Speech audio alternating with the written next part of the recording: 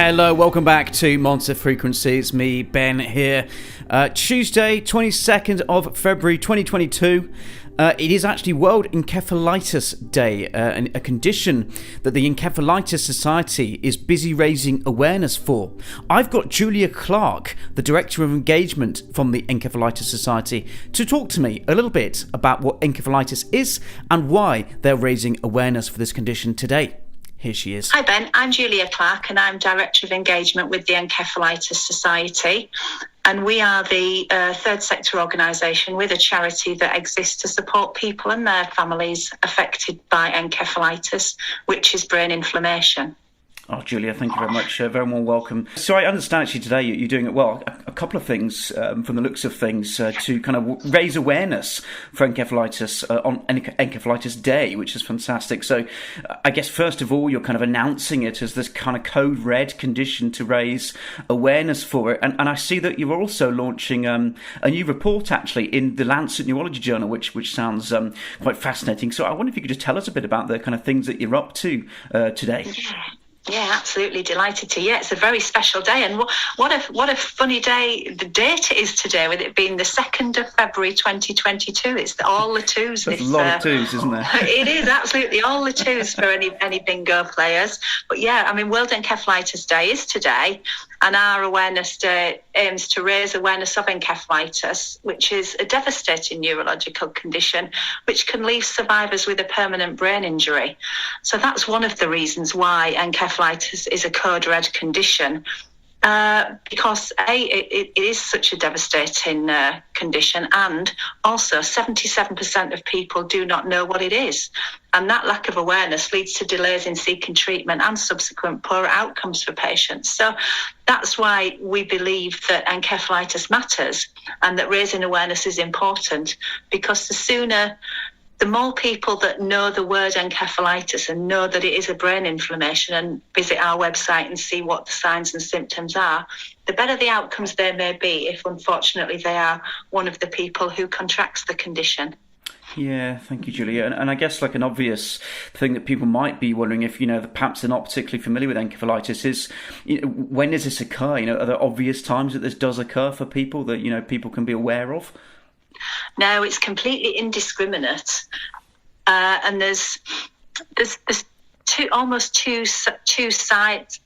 types of encephalitis. One is an autoimmune encephalitis, and one is an infectious encephalitis. And confusingly, the symptoms can be quite different for the two types. But basically, if you feel weird or odd or experience any symptoms that could be confused for many other neurological conditions, or simple colds or fevers, encephalitis is a condition and a word that you probably should just have in your arsenal as something that is around. It's not a rare condition. In many countries it's more common than motor neuron disease and bacterial meningitis, so it's not rare. It's just that awareness remains low. But please visit our website. We've got a handy section on recognising what encephalitis might present as. So have a look and see if you're feeling that you might be affected by the condition. Yeah, thank you. That sounds like an important thing for people to, as you say, just keep in mind so that they can chat to their, various healthcare professionals about that if they feel they need to. And I guess the other thing as well is, of course, just in general, the kind of fact that more people become more aware of. I mean, I know you kind of were talking about this already, but hopefully that will kind of feed into just, helping people who unfortunately are out there still living with the impacts of it. I mean, I think you mentioned there that actually, some people end up with kind of permanent brain injuries. I mean, that sounds like it must be a very, very difficult thing to deal with.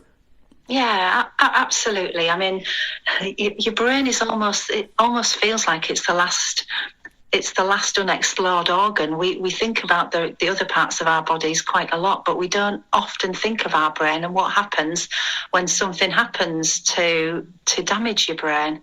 So, brain injuries post-encephalitis are often permanent. They can be really severe and life-changing, and that's why the work that we do at the Encephalitis Society and the work that we promote on World Encephalitis Day and the papers and the science that we contribute to it's really, really, really, really important that that encephalitis is recognised as a code red condition, and that our work is amplified throughout the media. So that's why we're so grateful to you for having us on your show to promote the stuff, the stuff that we've talked about this morning, and also the paper that we're launching today that's written by our scientists that concludes that encephalitis is a global problem, with high death rates and a significant disease burden.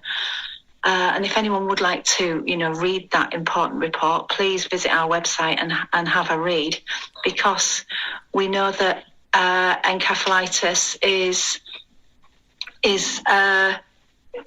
important, and we need to work together with global stakeholders, including the World Health Organization, because we need to improve diagnosis. We need more resources. We need aftercare, particularly in low to middle income countries, and coming together on World Encephalitis Day to launch this transformational paper that our scientists have written is something that we're really, really proud of. And we know that it's the start of a really important journey for us and for all people affected by encephalitis.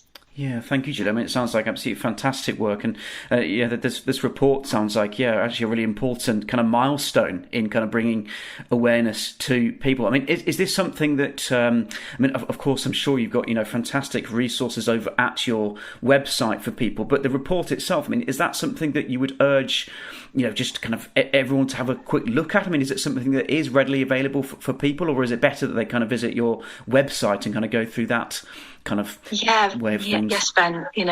We'd love people to visit our website, www.encephalitis.info/global impact report, and read what our scientists have written about encephalitis and the actions that we need to take to improve the situation for people affected.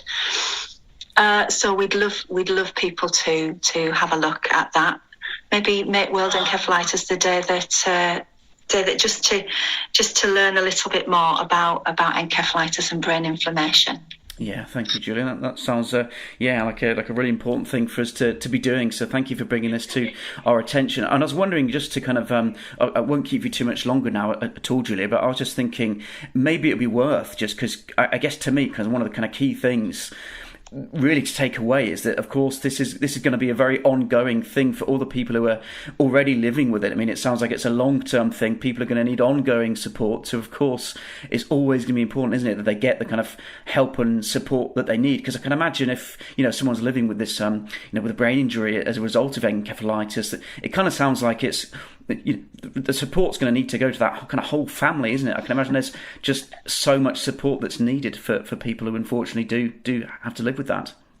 Absolutely, Ben. I mean, one person every minute is diagnosed with encephalitis somewhere in the world.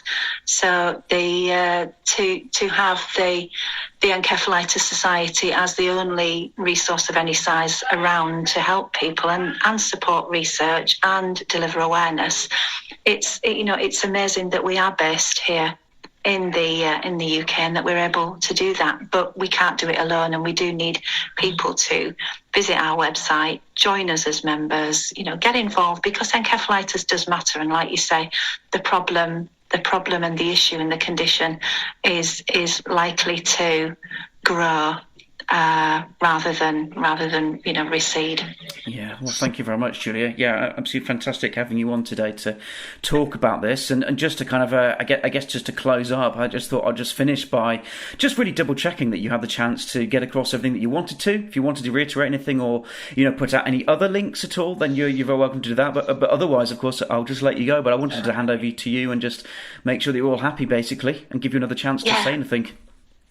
No, absolutely, Ben. We've been delighted to join you today, and I think the important thing for us to just get across today is that World Encephalitis Day is today. We're aiming to raise awareness of encephalitis, which is a devastating neurological condition, and we'd hope that people would visit worldencephalitisday.org and just read a little bit more about how to get involved today. So thank you to you and your listeners for inviting me on today.